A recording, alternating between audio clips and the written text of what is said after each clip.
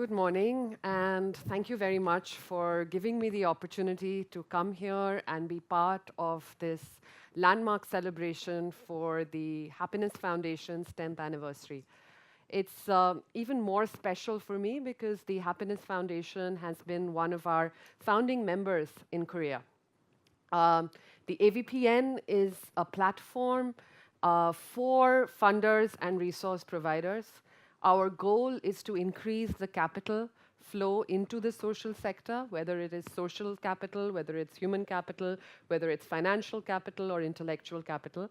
And I can't think of a better example than the SK Happiness Foundation as a member that has, really managed to strategically deploy its resources to look at maximizing social impact. If I talk about my own journey in terms of social innovation, it's very interesting. I did not know anything about social innovation or social enterprises till 2008, when I started my career with Monitor Inclusive Markets, part of the Monitor Group, which is an American strategy consulting firm. Monitor Inclusive Markets was a purpose-built division that actually looked at social innovation. So actually looked at models of social enterprises and examined them from a strategy consultant eye or a focus to try and see which of these models could actually be scaled up into a sustainable business. It was a very interesting time because in 2008, we did a study of almost 200 social enterprises across India and identified just about 7 that we thought had the potential and the capacity to go to scale. And that resulted in a publication we brought out in 2009 called Emerging Markets, Emerging Models, which is now actually taught at Columbia. It's actually interesting. I went back and read it again just before coming for this conference. And most of the businesses that we highlighted in that report are still in existence today, almost 7 years after the report was published. We did the same thing then, thanks to a grant from the Gates Foundation in Africa, actually looking at social entrepreneurs and looking at social innovation across 3 countries in Africa. The reason being is that, if you look at social innovation or you look at social entrepreneurs, in a lot of cases, they provide the opportunity to take risks, which a lot of corporates are not able to do. They are more nimble-footed. They are trying to address extremely complex issues with very, very scarce resources. And that leads to something which I think is priceless. It leads to frugal innovation. And I think all of the corporate leaders who are in this room will agree with me when I say that frugal innovation is something that is very important if, as a corporate, as a multinational, you want the competitive edge. And that's what actually, if you look at it, a lot of social enterprises, a lot of social entrepreneurs, and a lot of social innovators are doing. They're trying to address probably the most difficult problems that we have today facing us in this world, and trying to address them with extremely efficient deployment of resources. So that was my sort of introduction to social enterprises, to social innovation, and I got completely hooked. So when I was actually asked to come, and I was headhunted to come and be the CEO of AVPN, my first reaction was, why would I want to head up a platform? I mean, from looking at working on the ground and actually going out and seeing these exciting innovators, talking to these people who are doing remarkable things every day, where is the impact in actually heading up a network? And in the 3 years that I've actually been at AVPN, what has been amazing to me is the fact that I've seen this social innovation journey very close across Asia, across different Asian countries. It's taken different forms. Different countries tweak it. They use their own cultural interpretations. They use or they adapt to the different situations that are facing them as a country. But social innovation, I think, in Asia is alive and kicking, and in fact, accelerating at a rapid pace. We in Asia tend to sort of be slow in adapting new things, But once we decide we want to do something, I think we are very fast in implementing.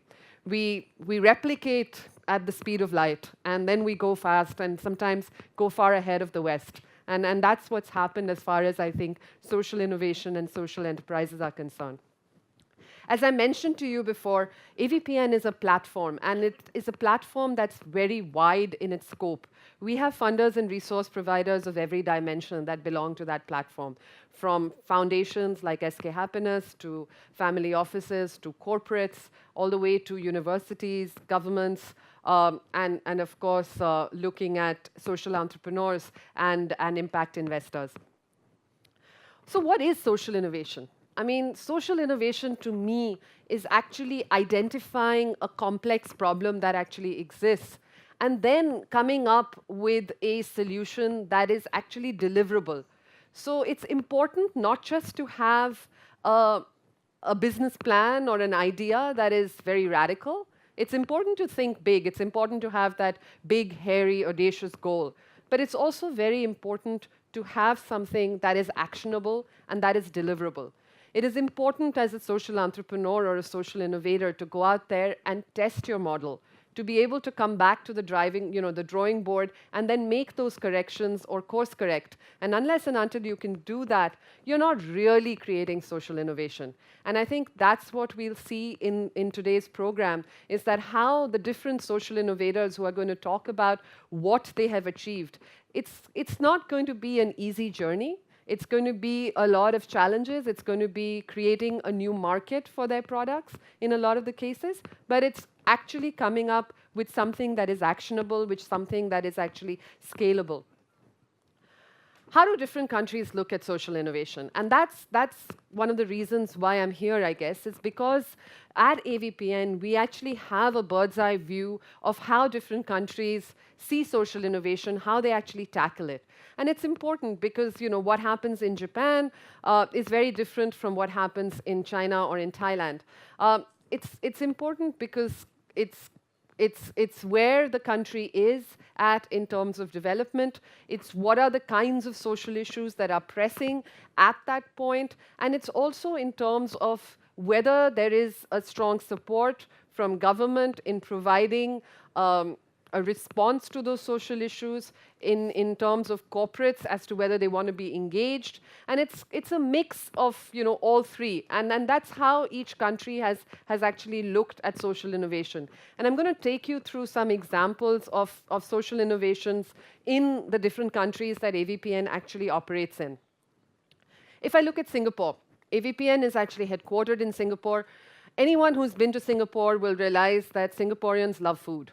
We love to eat, we enjoy our food, and our hawker centers are something that kind of dominates our life.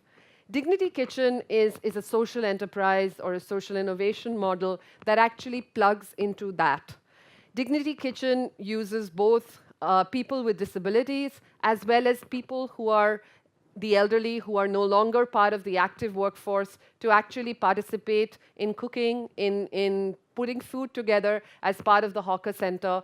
And it's a model that has worked really interestingly. So you might have the coffee uncle who is, who doesn't have an arm, or the chicken rice man who could be sort of developmentally impaired. But it gives them dignity, it gives them an opportunity to a livelihood, and it also sort of provides an inclusive atmosphere to reintegrate them into society.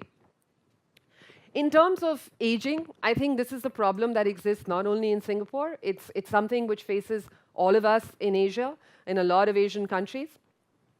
Access Health, which is another AVPN member, has actually come up with an accelerator which invests in social innovation programs that actually look at active aging.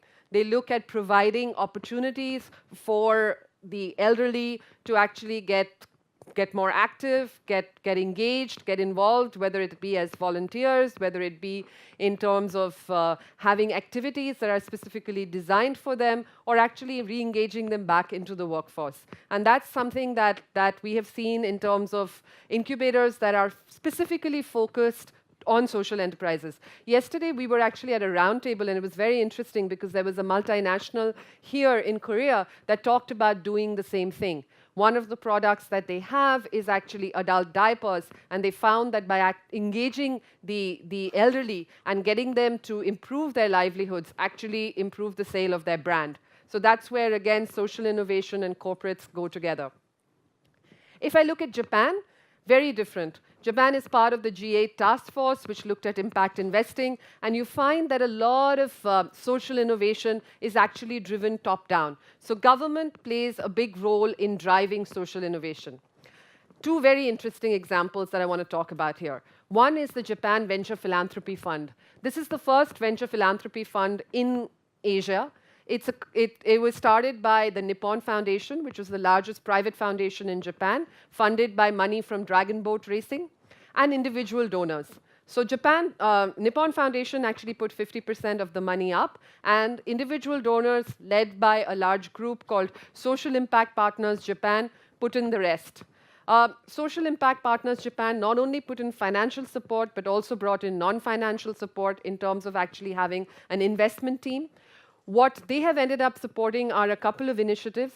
There's an after-school program that they support, which looks at providing after-school care using retired people in the community. And that's very interesting because it's extremely innovative. If you look at the two big problems facing Japan today, one of them is getting women back to work because there is no access to after-school care.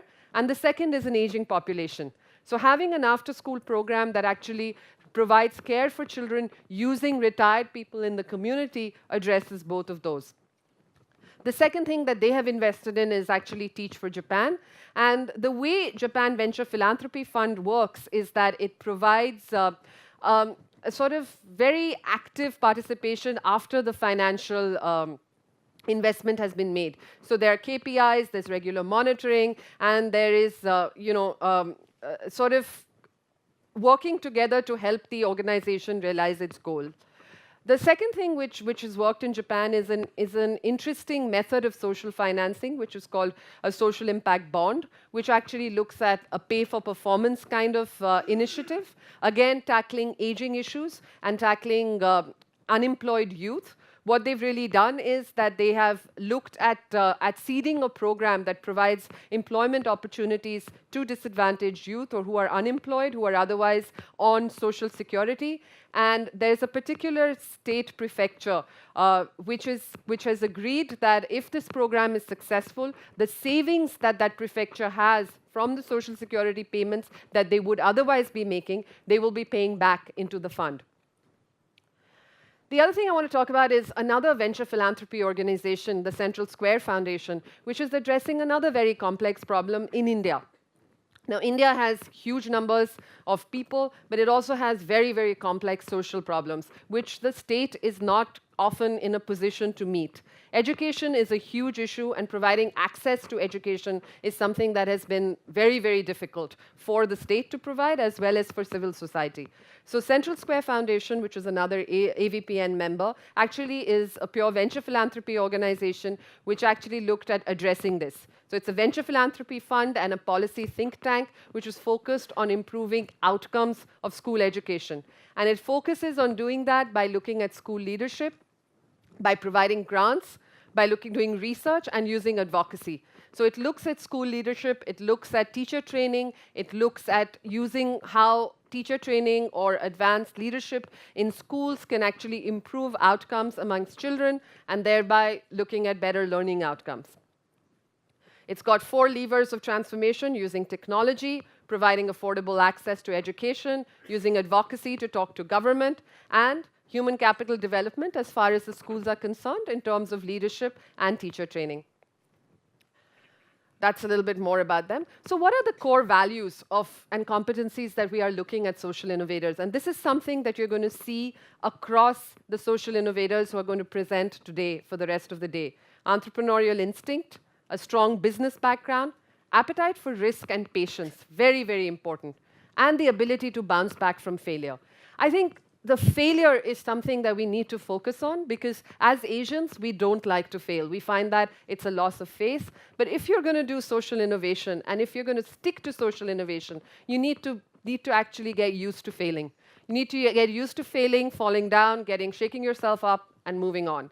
And that's where, organizations like the Happiness Foundation and others that I've talked about are important, because they help you focus on the fact that the problem that you're trying to solve is extremely complex. And it requires time, and it requires patience.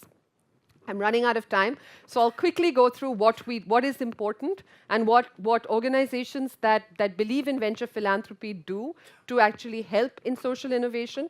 So it's not important only to provide financial capital. I think non-financial capital often provides much more help as far as social innovation is concerned, as far as incubating social entrepreneurs are concerned. And for that reason, it's important to have an enabling ecosystem. It's important to have multi-sector collaboration between corporates, between civil society, and between the government if we are going to actually see increased social impact. For us, as I mentioned, AVPN is creating a holistic platform across Asia that brings different kinds of resource providers together to talk about social innovation, to talk about how you can do this working with government, working with corporates to build capacity, to actually measure impact, to look at the parameters for success, and most important, share success stories so that they can be replicated without unnecessary duplication of resources across markets in Asia. Thank you so much for having me here, and congratulations again. Thank you.